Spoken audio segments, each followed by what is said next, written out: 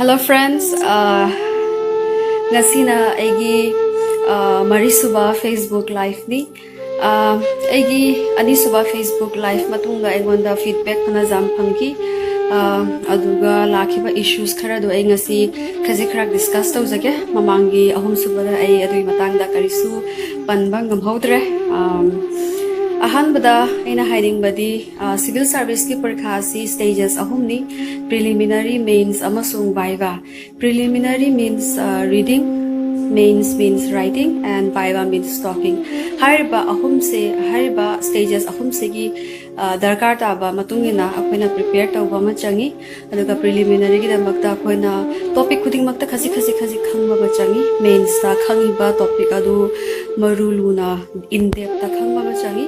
अदुगा viva दना अखोइ वांगांग थोकपा ngamba ma changi khangba khakna yaroi because nangi expression nangna haidokpa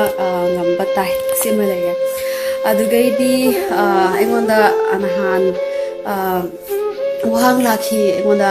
lairiki ming piro haina ado lairiki ming piro haibado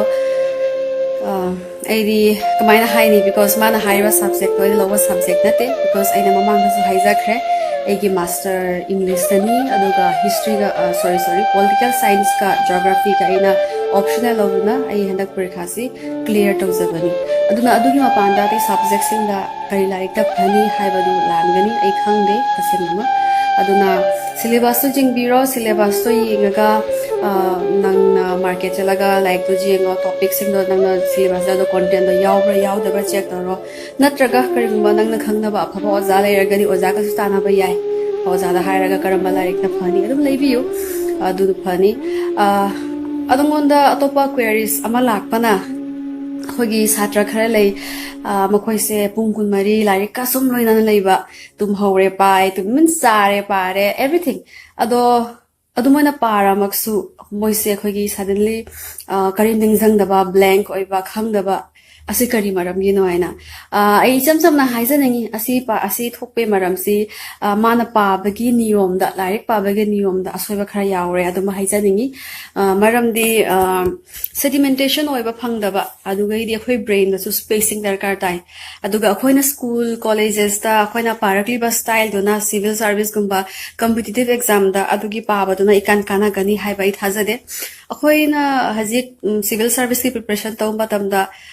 seriously pata ragadi suppose akoina ngasi topic ama pare khalo geography degi na example laurage geography degi nang geomorphology topic pare khala adu tari nang geomorphology continuously nang geomorphology loidibo patai nang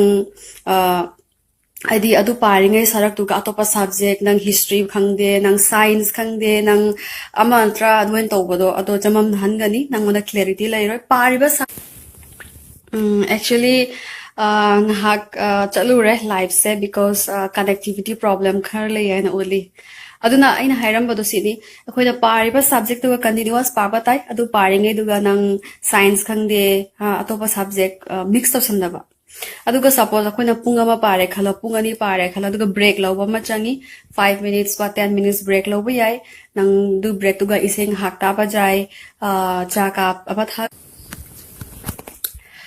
ngasi agi life sa smooth oidre amukong tatle amuk thok tawlere hoi adumoina break loba jai adu break lori nang na phone tingkhat na wari sa di nang kan nang na pai do nang soidna ka fokani maram ni nang sedimen oibagi time phangde and break loba sa important spacing oina ba khoi this spacing darkar tai aduga